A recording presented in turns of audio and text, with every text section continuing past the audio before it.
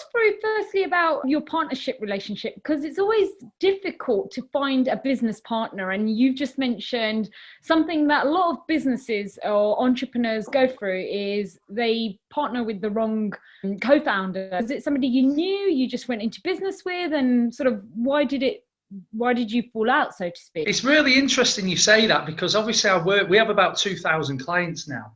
And there's so many of them where a lot of businesses start as a free. And then they always ends up to that connect and one feels left out. That's fairly normal within business.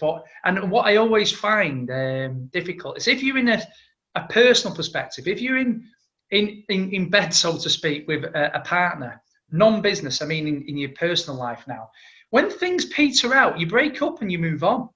In business, people seem to find it. It's like, no, I started with Paul, or I started with whoever, and they can't seem to make that break. And yet in your personal life, you wouldn't stick around for too long in a relationship that's not working.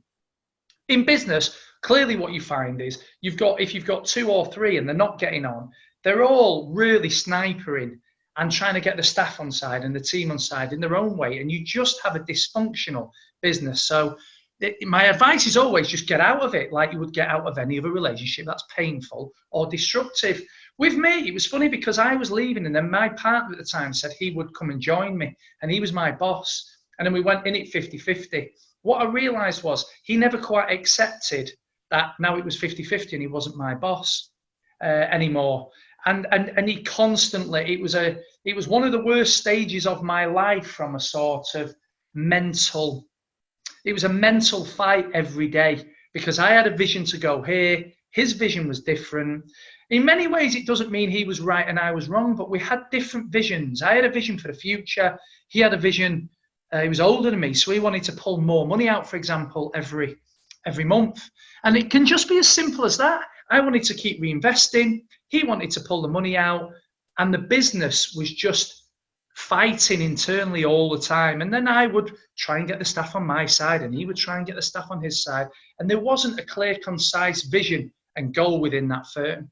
And we achieved a little bit of success, really. We had fast growth, but it was despite the lack of clarity that we had, rather than anything else. So it became a point where for the last year we didn't speak, we didn't fall out, we didn't argue.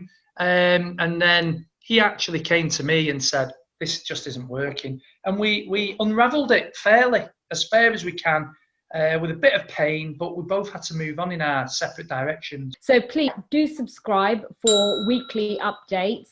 We'll have other interviews with other leaders such as Paul here